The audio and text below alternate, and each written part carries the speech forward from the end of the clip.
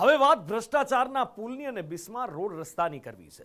આ વર્ષે વરસાદ ધોધમાર રહ્યો અને રાજ્યના અનેક જિલ્લાઓમાં રોડ રસ્તા ધોવાઈ ગયા, ક્યાંક પુલના પુલ પાણીમાં તણાઈ ગયા।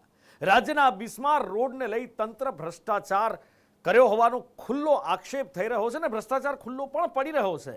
અને બીજી બાજુ સરકારી તંત્રમાં બેઠેલા બાબુઓ પર બેદરકારીના કારણે લોકસેવકનો ગુસ્સો ફૂટી નીકળ્યો છે। સવાલ થવો સ્વાભાવિક છે કે સામાન્ય જનતા ટેક્સ કોના માટે ભરે છે?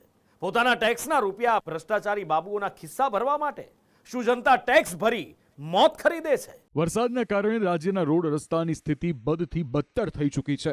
ક્યાંક રોડનું ધોવાણ થઈ ચૂક્યું છે તો ક્યાંક આખા રોડ અને બ્રિજ ભ્રષ્ટાચારમાં ધોવાઈ ગયા છે। નર્મદા જિલ્લાના કેટલાક સ્થાનિક પ્રશ્નોને લઈને ધારાસભ્ય ચૈતર વસાવાએ કલેક્ટર કચેરીમાં હલ્લાબોલ કર્યું।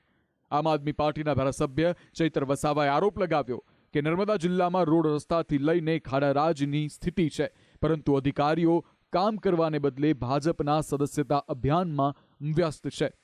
ચૈતર વસાવાએ પોતાના સમર્થકો સાથે નગર સેવા સદનની અંદર હલ્લાબોલ કર્યું અને કલેક્ટર કચેરીનો ઘેરાવ કર્યો। વસાવાનો આક્ષેપ છે કે નર્મદા જિલ્લામાં શિક્ષણની સુવિધા નથી, હોસ્પિટલમાં મશીનો નથી, રોડ રસ્તાની સુવિધા નથી, રોજગાર અને પાયાની સુવિધાનો અભાવ છે, પરંતુ અધિકારીઓ ભાજપની કામગીરીમાં વ્યસ્ત છે। તમને અહીંયા આટલા બધા દારૂના બુટલેગરોને તમે પરમિશન આપ્યા છે, કેમ અટકાવતા નથી? નામો આપો, કાળિયો, ભૂરિયો, લાલિયો, ભોલિયો આપો કે નામો? બંધ કરી દેજો। 10 પેટીના 5 લાખ, 20 પેટીના 10 લાખ હપ્તા તમારા કોણ કોણ લે છે બધી યાદી છે ભાઈ, સમજ પડે છે ને? આટલો બધો તમે અહીંયા ગરીબો મજૂરો પરથી દંડ ઉઘરાવો છો વગર જોઈતો, તો આ ખાડા પડ્યા છે એના પર FIR કરો ને। લાયસન્સ નથી, આરસી નથી, વીમો નથી, એમ કરીને તમે દંડ 4-4 હજારના દંડ ફટકારો છો મજૂરીઓને। ખાડા પડ્યા છે અધિકારી પર ને કોન્ટ્રાક્ટર પર કેમ FIR નથી કરતા ભાઈ? એ તમારા ફરજમાં નથી આવતું? આજુબાજુના મજૂરોને ચોકડી પર રોકીને મન ફાવે કલેક્ટરશ્રીને, DDO શ્રીને અને નિયામક DRD ને 5 તાલુકાના TDO ને બોલાવો। ધારાસભ્ય સમેત બધી પ્રજા આવી છે, અમારે રજૂઆત કરવાની છે, અમારે કોઈ બીજી મગજમારી નથી। વસાવાએ કહ્યું છે કે તેમણે કરેલી રજૂઆતો જો 5 દિવસમાં પૂરી નહીં થાય અને સભ્ય નોંધણી કરતા અધિકારીઓ સામે જવાબી કાર્યવાહી નહીં થાય તો ઉગ્ર આંદોલન કરશે। ખાડા પૂરવા માટેની રજૂઆતો કરીએ છીએ, ખાડા નથી પૂરાતા।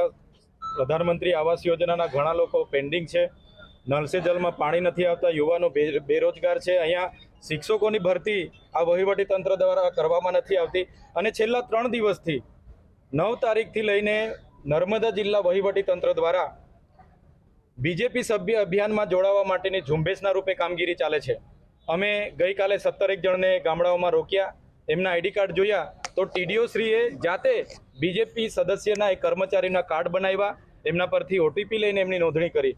તો દરેક જિલ્લાઓમાં હવે ભાજપના કાર્યકરોને લોકો ઊભા નથી રાખતા, એટલે હવે કર્મચારીઓને ટાર્ગેટ આપવામાં આવ્યો છે। અમારે ડેડિયાપાડાની વાત કરું, મનરેગાને 13,000નો ટાર્ગેટ છે, તલાટીઓને નાના સેજાવાળાને 500 ને મોટા સેજાવાળાને 800નો ટાર્ગેટ છે। એવી રીતના DRDના તમામ કર્મચારીઓ છેલ્લા 3 દિવસથી સભ્ય નોંધણીની કામગીરી ઝુંબેશના રૂપે કરે છે। એના પુરાવા અમે આજે DDO શ્રી, કલેક્ટર શ્રી અને SP શ્રીને આપ્યા છે। જો આ લોકો પર કાર્યવાહી નહીં કરવામાં આવશે તો આવનાર દિવસોમાં મોટું આંદોલન થશે। પ્રશ્ન આ તો વાત થઈ નર્મદા જિલ્લાની। હવે જરા તમને સૌરાષ્ટ્રના જિલ્લાઓની સફર કરાવીએ, જ્યાં ચાલુ વર્ષે વરસાદમાં ભ્રષ્ટાચારથી બનેલા ઘણા પુલ તૂટી ગયા, પાણીમાં વહી ગયા।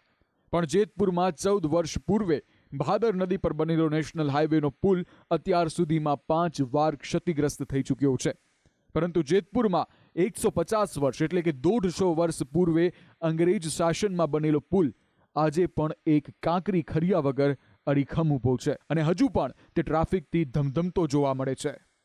જેતપુર શહેરમાંથી પસાર થતી ભાદર નદી પર 150 વર્ષ પૂર્વે 8 જૂન 1874ના રોજ મહારાજા ભગવતસિંહજી અને જેતપુરના રાજવી મુડુવાડાના આર્થિક સહયોગથી અંગ્રેજ શાસક ગવર્નર એન્ડરસન દ્વારા અને ઇજનેર રોબર્ટ બેલબૂથની દેખરેખ હેઠળ પુલ બનાવવામાં આવ્યો હતો। તત્કાલીન સમયે બારમાસી એવી ભાદર નદીના વહેણના કારણે પિલરને ટકાવી રાખવા અઘરા હતા, પરંતુ પુલના નિર્માણ વખતે પાયાની અંદર ગુગળનો ઉપયોગ કરવામાં આવ્યો અને ગુગળ નાખ્યા બાદ તેમાં સીસું રેડવામાં આવ્યું હતું, જેના કારણે પુલના પિલરની ક્ષમતા વધુ મજબૂત બની હતી।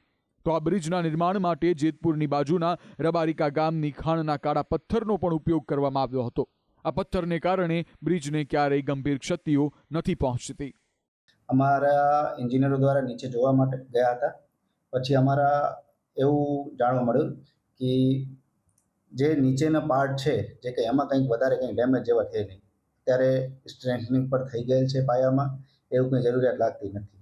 તેમ છતાં અમે સબ સુપર સ્ટ્રક્ચરમાં સ્ટ્રેન્થનિંગ માટે દરખાસ્ત અત્યારથી કરી દઈશું અને હાલ પેરાપેટની રિપેરિંગની કામગીરી પ્રગતિમાં છે, જે ટૂંક સમયમાં પૂરું થઈ જશે. તે પછી વાહન વ્યવહાર અમારા દ્વારા ચાલુ કરવામાં આવશે. સર, આ 130 વર્ષ જૂનો બ્રિજ છે, છતાં પણ ટકાઉ હોય એવું આપ કહી શકો?